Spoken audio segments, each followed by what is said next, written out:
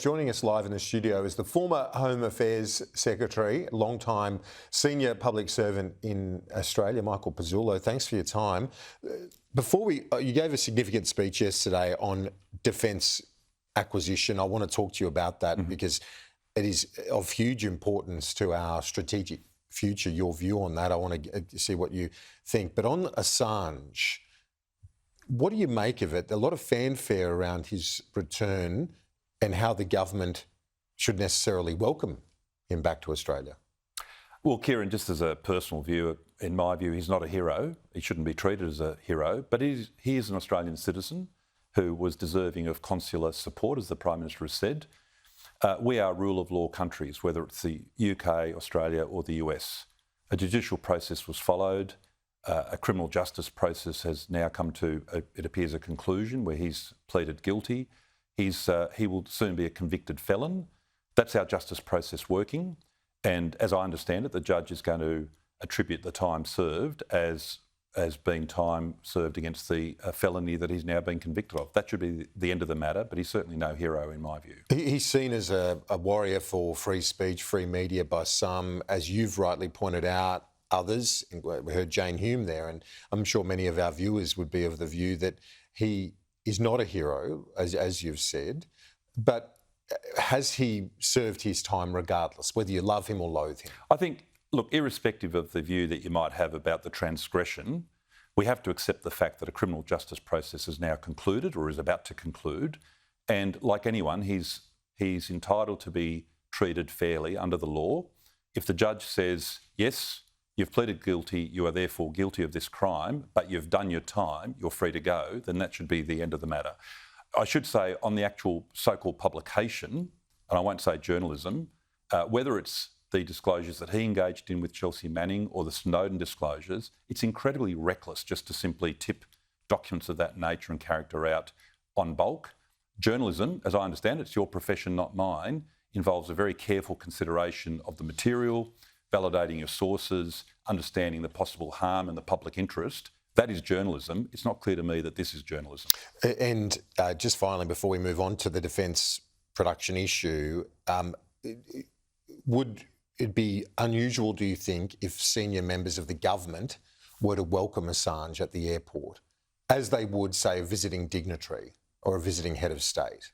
Well, would you be surprised if, say, the Foreign Minister or Prime Minister showed up at the airport? Well, I'm not aware that that's in prospect. I find it perplexing. I mean, on the one hand, we either say he's a citizen who's entitled to consular support, and Prime Ministers and other senior members of government don't turn up to welcome someone who returns who's been through a difficult consular matter, or we say that he's a celebrity. We have to choose one or the other. And I think my view is that he's a citizen who is deserving of consular support and therefore shouldn't be given any special treatment above and beyond that. And certainly any kind of celebrity status, I think, would be deeply troubling. Now, you gave that significant address yesterday and proposed a Defence Production Commission. Why? I'm concerned about a number of things, Kieran. Regrettably, and it pains me to say this, that the demand for defence material, weapons of war, as horrible as it is to say this, is going to increase in the next few years. Wars in Europe, the Middle East, and potentially in the Indo-Pacific area mean that the aggregate demand for defence equipment is going to increase.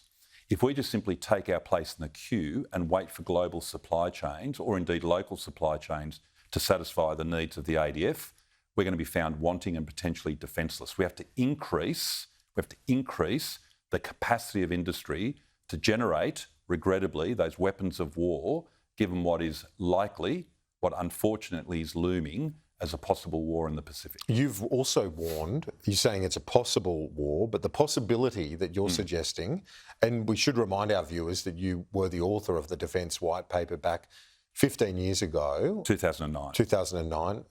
Yes, 15 years ago. Yes. So that was, you recommended a whole range of things, but they have not happened. So we're playing catch up. Well, I fear that the catch-up moment has passed. The time to deliver major platforms like submarines, which are very complex machines, frigates and other major platforms, the time has run out in the time frame of the possibility of conflict in the Pacific. William Burns, the director of the CIA, said last year, and I'm quoting on the public record material, I'm not referring to any classified information that I might be privy to or might have been privy to at one time. He's saying that in 2027, they have intelligence to suggest that the president of China has directed the PLA to be ready to launch an invasion. He hasn't made a decision to invade. Now, 2027, Kieran, is less than 3 years away, because if you look at tides and typhoons, the optimal time to invade would be about April. That's 33 months away. So we've run out of time for the major platforms. Now it's about bulking up the ADF that we have with as much that, by way of munitions, explosives, weapons, torpedoes, mines, etc., that we can possibly arm them up with should tragically war come.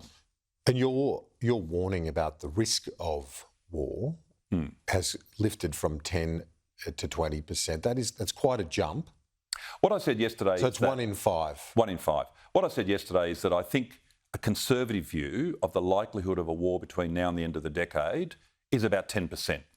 If, however, like any modelling or conjecture about probabilities, you take a view that President Xi has got a greater appetite for risk, is willing to, if you like, double down on that bet, is willing to inflict pain on his own people. So if his risk appetite for the prize of getting Taiwan is higher, I say that the risk of war is as high as 20%. Do you? I want to ask you about the which is a frightening number. It is super worrying, and we shouldn't be comforted by thinking that there's an 80% chance that war won't come. No, we hope that obviously that doesn't eventuate. If Donald Trump wins in November, was and is a transactional leader. Is there the chance that he trades away Taiwan as part of a grand bargain in a deal that he does, say, with Xi Jinping? I think that's an overly simplistic way of thinking about it. If you look at his actual performance in his first presidency, and this presumes that he'll come back and having won the November election for a second presidency, if you look at his first presidency, he was very tough in terms of pursuing America's strategic interests in two respects. One was this economic primacy, and secondly, its military primacy. I don't see him trading those two things off. I think the Trump administration, and certainly if you look at the officials who served and those who are now writing, who might well serve again, understand that trade follows the flag. If the American flag retreats from East Asia, the Western Pacific, the Indian Ocean, so will American trade. Just think about this. If China is predominant in the region, strategically, militarily, territorially, politically, do you really think countries are going to have stringent foreign investment screening? Do you think that they'll exclude Chinese companies from, say, building 6G technology? The whole dynamic of the region will change, and that will cost America economically. Leaving aside the question of the the semiconductor chips that are predominantly done in, built in, or manufactured, I should say, in Taiwan. But Donald Trump does like to consider himself the grand deal maker, doesn't he? And it might... His book was called The Art of the Deal. Indeed. He could end up just doing that. Indeed. We're speculating about the decision processes of one man. What I'm saying is look at the record. They did not retreat from the Pacific, and they did not retreat from American primacy in the Pacific. If anything, they doubled down. Well, it's been good to chat. I appreciate you coming in. Former Home Affairs Secretary Mike Pezzullo. We'll talk to you soon. Thanks, Kieran.